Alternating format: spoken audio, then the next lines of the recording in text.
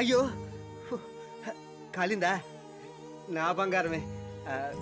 నేను తినిపించను నాన్న.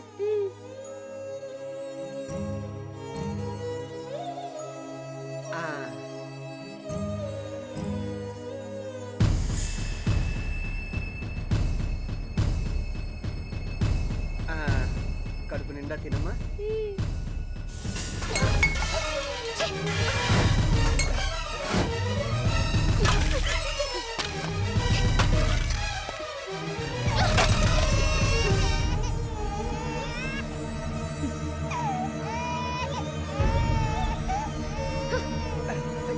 ఏంటమ్మా ఇది? ఏంట్రా, నేను సుమంగలిగా ఉండడం నీకు ఇష్టం లేదా? దీన్ని తెచ్చి ఇంట్లో పెట్టుకున్నావు ఏంటి? నీ మొగుడు జైల్లో ఉన్నా పర్వాలేదు, మీ అన్నయ్య చచ్చినా పర్వాలేదు, నీకు నీ పిల్లలకు మెక్కడానికి తిండి కావాల్సిందా? పిల్లలు ఆకలి ఆకలి అంటుంటే చూడలేక నేనే తీసుకొచ్చానమ్మా.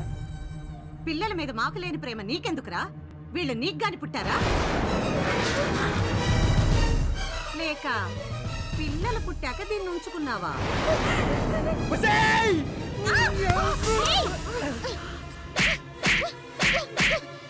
మా ఇంట్లో కుక్కలా పడుండేవాడివి మా అత్తయ్య మీదకి చెయ్యెత్తుతావా? నిజమేనమ్మా, ఇలాంటి తప్పుడు కోతలు కూర్చుని దాని మీద చెయ్యెత్తకూడదు. ముక్క ముక్కలు కింద లేదమ్మా, ఇలాంటి వావి వరుస తెలియని నీచమైతాన్ని వదలకపోతే నా మీద తొట్టే వదిలే. ఆ దేవత మొహం చూసి మీ ఇద్దరిని వదిలిపెడతాను. రాకపోతే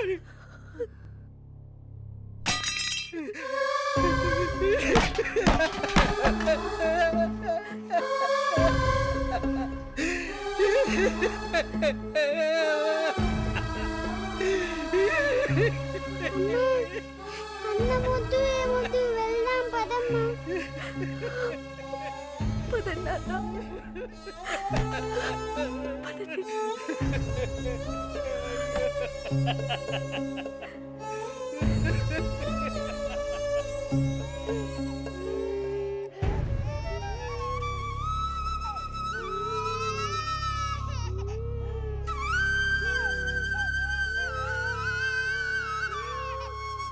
అన్నం తింటుంటే అత్త కాలుతో తన్నింది ఎందుకమ్మా?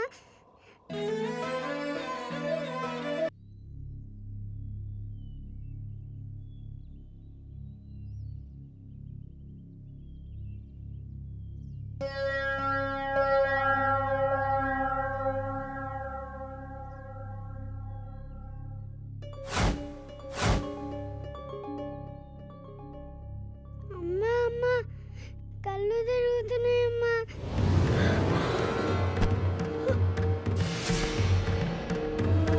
చిన్న, అయ్యో చిన్న, ఏమైందన్నా? కళ్ళు తెరవరా చిన్న? చిన్న, ఇప్పుడు నేనేం చేయాలి? వచ్చి దీన్ని పట్టుకోమ్మా.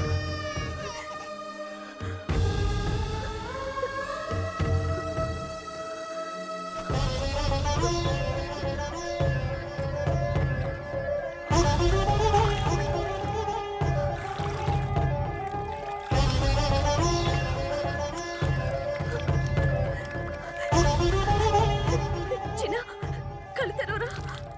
కళ్ళు తెరు నాన్న. కొంచెం కొంచెం నీళ్ళు తాగరా. చిన్న చిన్న చిన్న. అమ్మా అమ్మా, ఆకలేస్తుందమ్మా. అమ్మా, నాకు కూడా ఆకలేస్తుందమ్మా.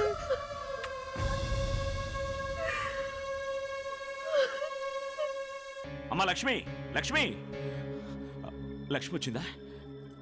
వచ్చింది. వచ్చింది మన ఇంటికి కాదు, మన కోసము కాదు బాబు. శివాజీ ఇంట్లో ఉందని తెలిసి తీసుకొద్దామని వెళ్ళాం. పిల్లలు బయట ఆడుకుంటున్నారు, లోపల శివాజీ మీ చెల్లెలు గారు సరసాలు ఆడుకుంటున్నారు.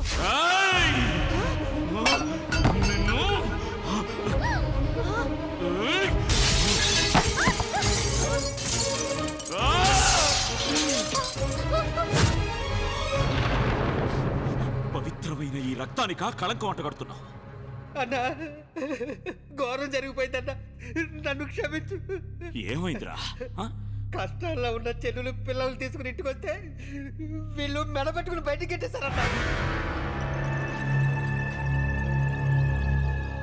పిల్లలు ఆకలి అన్నారని నా ఇంటికి తీసుకెళ్ళి అన్నం పెడుతుంటే నోటి దగ్గర కొన్ని కాళ్ళతో తన్నేశారన్నా వీళ్ళు.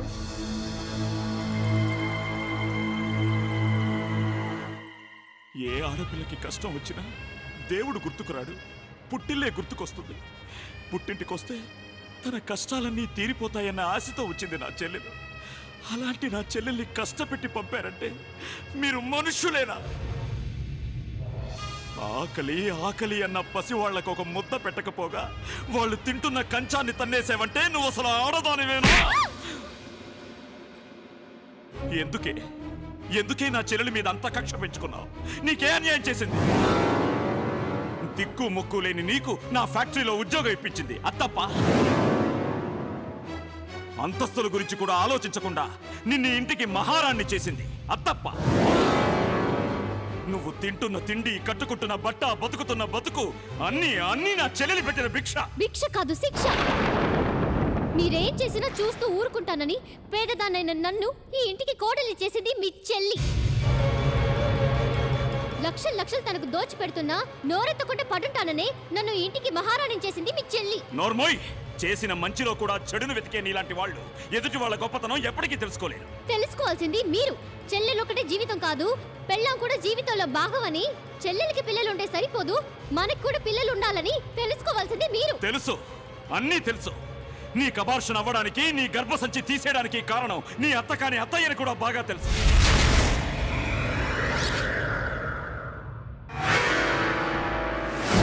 మన కుటుంబాన్ని సర్వనాశనం చేయడానికి ఈవిడ గారి ఇంట్లో అడుగు పెట్టిందని కూడా తెలుసు.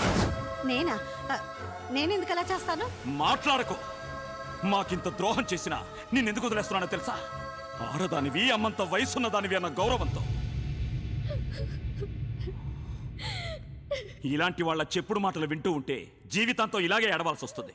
నీకో విషయం తెలుసా? పెళ్ళాన్ని ప్రేమించే ప్రతివాడు చెల్లెల్ని ప్రేమిస్తాడో లేదో తెలియదు, కానీ చెల్లెల్ని ప్రేమించే ప్రతివాడు ఖచ్చితంగా పెళ్ళాన్ని ప్రేమించే తీరుతాడు. ఎందుకో తెలుసా? అత్తింట్లో తన చెల్లెలు ఎంత సంతోషంగా ఉండాలని కోరుకుంటాడో తనింటికొచ్చిన ఆడపిల్ల కూడా అంతే సంతోషంగా ఉండాలని కోరుకుంటాడు. కాబట్టి నా చెల్లెలికి ఏ ప్రేమనైతే నువ్వు దూరం చేశావో ఆ ప్రేమ నీకెప్పటికీ దక్కదు. నా చెల్లెలి కష్టం తీర్చలేని ఈ ఆస్తి, ఈ అంతస్తు ఏది నాకొద్దు.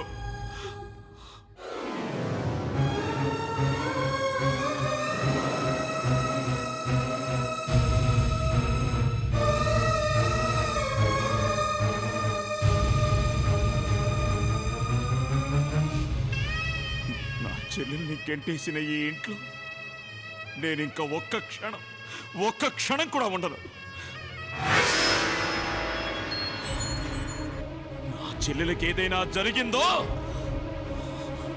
చంపేస్తా. అమ్మా, నాన్న దగ్గరికి వెళ్దాం పదమ్మా. అవునమ్మా, బాగా ఆకలిగా ఉంది. నాన్న దగ్గరికి వెళ్తే అన్నం పెడతారు.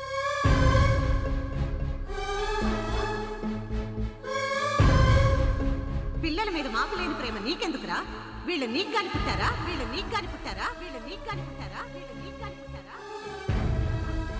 నువ్వు మీ అన్నయ్యని కలిసినా, నీ కష్టాల గురించి ఆయనకి చెప్పినా మీ అన్నయ్య చచ్చినంత ఒట్టే.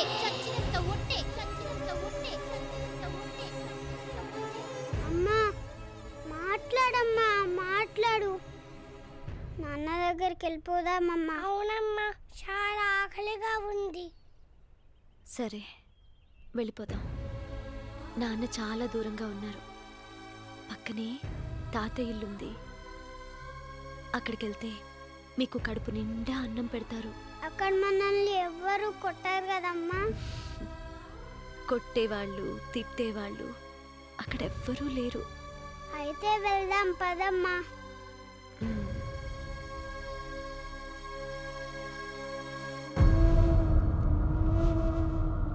అమ్మా, ఇది ఇల్లు కాదు, బావి. బావి కిందే తాతయ్య ఇల్లుంది. అక్కడికి వెళ్తే మనకింక ఏ కష్టాలు ఉండవు. అయితే నేనే ముందు. మరి నన్ను వదిలేసి వెళ్తారా? అయితే అందరం కలిసే వెళ్దామమ్మా.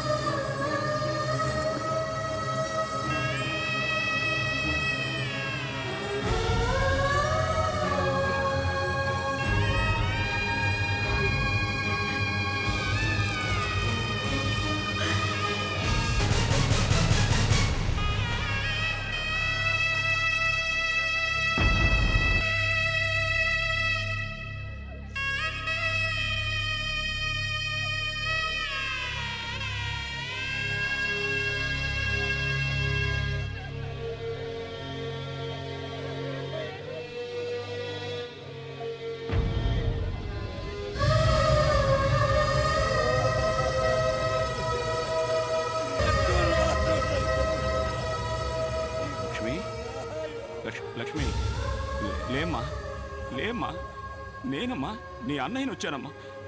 లేమ్మా, నాతో మాట్లాడమ్మా. లక్ష్మి, మాట్లాడమ్మా. లేదు బాబు, లక్ష్మి మన అన్యాయం చేసి వెళ్ళిపోయింది. లేదు బాబాయ్, లక్ష్మి ఎక్కడికి వెళ్ళిపోదు, ఎక్కడికి వెళ్ళదు. అన్నయ్యని వదిలి చెల్లెలు ఎక్కడికైనా వెళ్ళిపోతుందా? లక్ష్మి,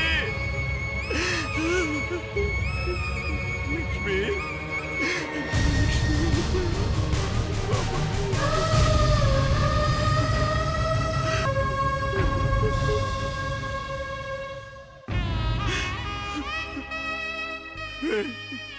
బుజ్జి, బుజ్జి, బంగారం, మీ మావయ్యను వచ్చారు, మీ మావయ్యను వచ్చారు. లేవట్రా, లేమ్మా.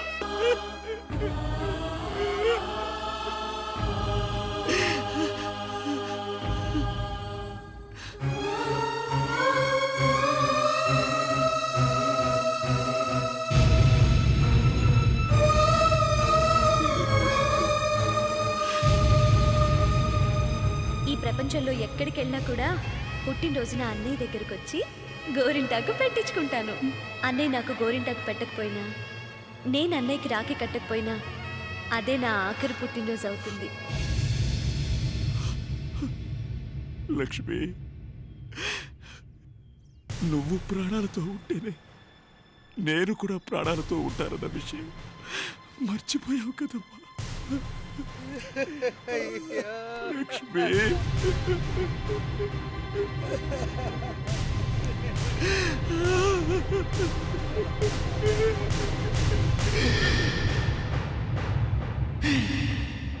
అన్నా, బాబు, బాబు, అన్నా, బాబు, అయ్యో బాబు.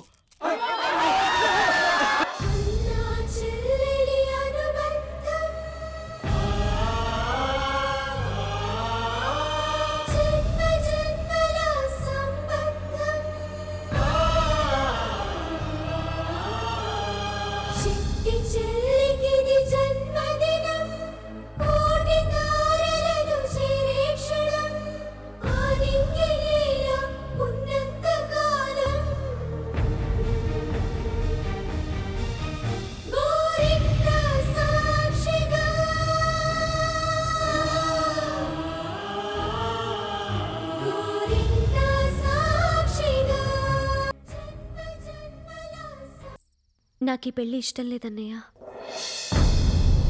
అదేంటమ్మా, నువ్విష్టపడ్డావనే కదా ఇదంతా చేశాను. అంటే నాకు పెళ్లి చేసి పంపించేయాలని తొందరపడుతున్నావా? తొందర కాదమ్మా, బాధ్యత. ఎప్పటికైనా ఆడపిల్లకి పెళ్లి చేసి అత్తారింటికి పంపించాలి కదా. అమ్మా నాన్న ఉన్నా కూడా ఇదే కదా చేసేవాళ్ళు. వాళ్ళుంటే నాకే కాదు, నీకు పెళ్లి చేసేవారు. ముందు నీ పెళ్లి కానివ్వమ్మా. నీ పెళ్లి విషయం తేలితేనే నా పెళ్లి. ఎప్పుడు చేసుకుంటావు చెప్పు. చేసుకుంటానమ్మా. నేను నిన్నెంత ప్రేమగా చూసుకుంటున్నానో నాకొచ్చే భార్య కూడా నిన్నంత ప్రేమగా చూసుకోవాలి. అలాంటి అమ్మాయి దొరికినప్పుడు తప్పకుండా చేసుకుంటాను. ఒకవేళ అలాంటి అమ్మాయి దొరకకపోతే? ఎప్పటికీ పెళ్లి చేసుకోను. ఏంటన్నయ్య ఇది? ఎప్పుడు నా గురించి, నా సంతోషం గురించే కానీ నీ గురించి ఎప్పుడు ఆలోచించవా? నా అన్నయ్య సంతోషంగా ఉండాలని నాకు మాత్రం ఉండదా? నా గురించి నువ్వు జీవితాంతం పెళ్లి చేసుకోకుండా ఉంటే నాకెంత బాధగా ఉంటుంది. పిల్లలు పుడితే వాళ్ళు చనిపోతారని తెలిసి కూడా అమ్మా నాన్న మనకి జన్మనిచ్చారు. ఎందుకు? మన వంశం పెరిగి పెద్దదవడం కోసం. వాళ్ళ కోరిక తీర్చడం నీ బాధ్యత కాదా?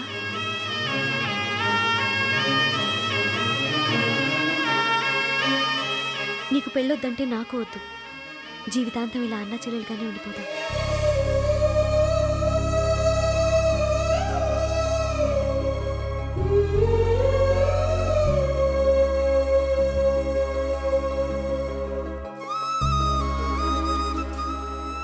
అలాగేనమ్మా, నీ ఇష్టం. నువ్వే అమ్మాయి మెళ్ళో తాళి కట్టమంటే ఆ అమ్మాయి మెళ్ళో తాళి కడతాను. సరేనా లక్ష్మి? ఏంట్రా?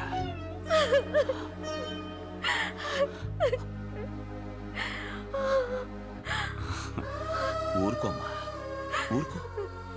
అయిన వాళ్ళందరినీ వదిలి అత్తారింటికెళ్ళే ప్రతి ఆడపిల్ల ఇలా బాధపడడం సహజం.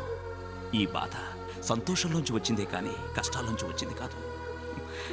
నా చెల్లి కోరుకున్న వాడికిచ్చి పెళ్లి చేసి పంపిస్తున్నందుకు నాకెంత సంతోషంగా ఉందో తెలుసా? అయినా నీకేం తక్కువరా? ఇంద్రభవనం లాంటి ఇల్లు, బంగారం లాంటి భర్త, తోబుట్టులా చూసుకునే తోడికోడళ్ళు. ఇంతకంటే ఇంకేం కావాలో చెప్పరా? కావాలి.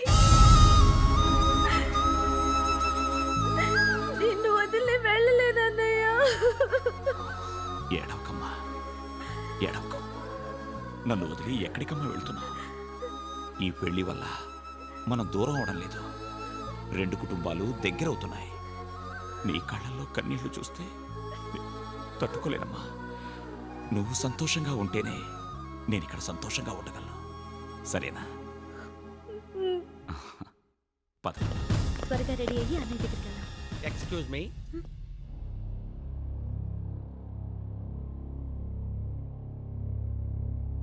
మిస్టర్ ఆకాష్, ఈ ఇంటిని జప్తు చేస్తున్నా. ఏంటండి ఇదంతా? మీ వారు సేట్ దగ్గర ఈ ఇల్లు తాకట్టు పెట్టి 4 కోట్లు అప్పు తీసుకున్నారు. నేను సేట్ దగ్గర తీసుకుని ₹1,00,00,000. కానీ దీంట్లో 4 కోట్ల నుందిగా. ఆ సంతకాలు మీవేగా? మీరు మీ అన్నయ్యలకు పవర్ ఆఫ్ అటార్నీ ఇచ్చి ఫ్యాక్టరీ మిగతా ఆస్తులు అమ్మించారని తెలిసి ఆయన కోర్టులో కేసు వేశారు. ఇంటిని జప్తు చేయమని కోర్టు ఆర్డర్ ఇచ్చింది.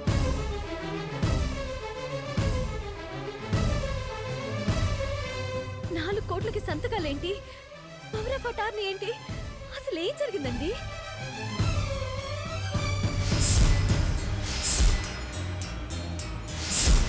మోసపోయాం. మా అన్నయ్యల చేతుల్లో పూర్తిగా మోసపోయాం లక్ష్మి. మిస్టర్ ఆకాష్, ఈ ఇంట్లో ఉన్న బంగారం, వెండి, డబ్బు, మూవబుల్స్, ఇమ్మూవబుల్స్ ఏ ఒక్క వస్తువు కూడా ఇంట్లోంచి బయటకు వెళ్ళడానికి వీల్లేదు. This is court order.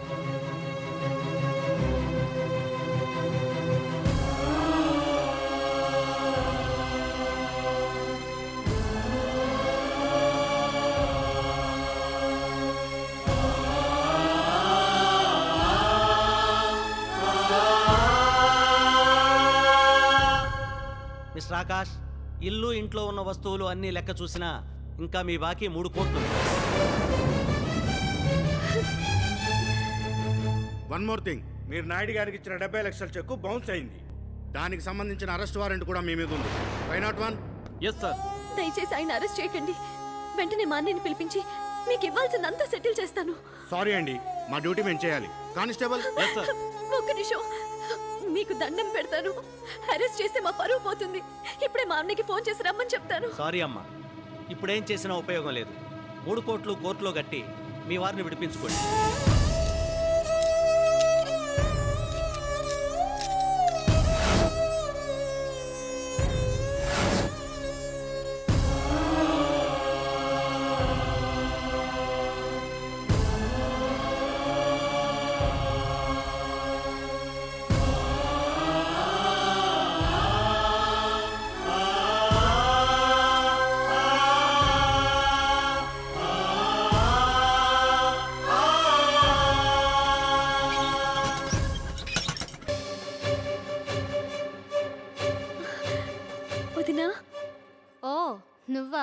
ఎవరో బిచ్చగత్త అనుకున్నాను. పిల్లల్ని ఇంత లేకిగాన పెంచేది? సిగ్గు లేకపోతే సరే. తల్లిని బట్టే పిల్లలు. అవతారం చూడు ఎలా ఉందో. పరిస్థితులు అలా వచ్చే వదిన. ఆయన పోలీస్ స్టేషన్లో ఉన్నారు. ఎవరికేం అన్యాయం చేశాడో అనుభవిస్తున్నాడు. దానికి మేమేం చేస్తాం? ఆయన ఎలాంటి వారో మీకు తెలియదా పిన్ని గారు? ఆ 3 కోట్లు కడితే గాని ఆయన బయటికి రారు. ఈ విషయం అన్నయ్యకి చెప్పి 3 కోట్లు ముష్టి కోసం వచ్చావన్నమాట.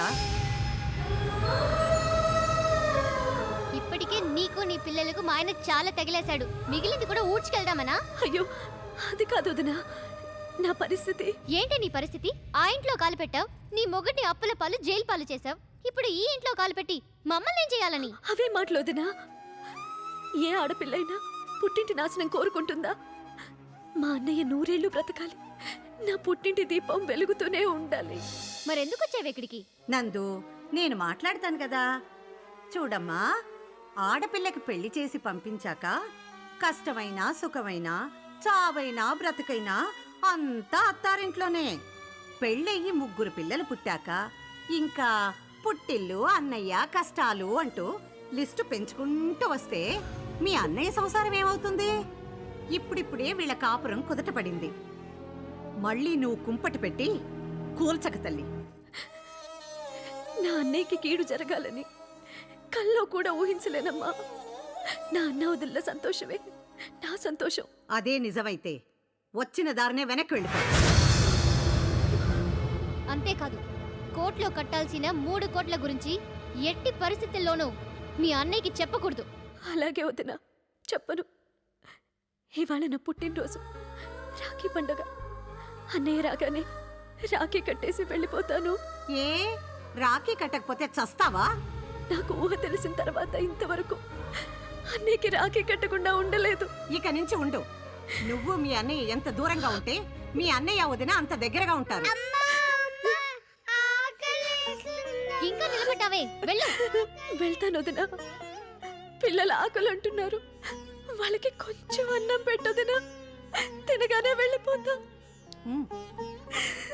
పిల్లలే కదా అని జాలిపడేవు. అన్నం వంక పెట్టుకుని వాళ్ళ అన్నయ్య వచ్చేదాకా ఇక్కడే ఉందామని ప్లాన్ వేస్తుంది. ముందు ఈ దరిద్రాన్ని వదిలించుకో. హేయ్, మర్యాదగా చెప్తున్నాను, మీ అన్నయ్య వచ్చేలోపు నీ పిల్లల్ని తీసుకుని వెళ్ళిపో. వెళ్తాను వదినా. పిల్లలకి కొంచెం అన్నం పెడితే. అన్నం లేదు, సున్నం లేదు. పద. వదినా, వదినా, వదినా. ఏయ్, ఆఖరిసారిగా చెప్తున్నాను, నువ్వు మీ అన్నయ్యని కలిసినా నీ కష్టాల గురించి ఆయనకి చెప్పినా మీ అన్నయ్య చచ్చినంత ఒట్టే, చచ్చినంత ఒట్టే, చచ్చినంత ఒట్టే.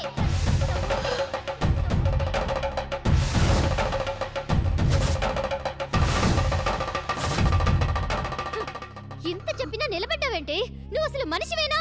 కుక్క జన్మ. మాటలతో చెప్తే అర్థం కాదు. పదవే.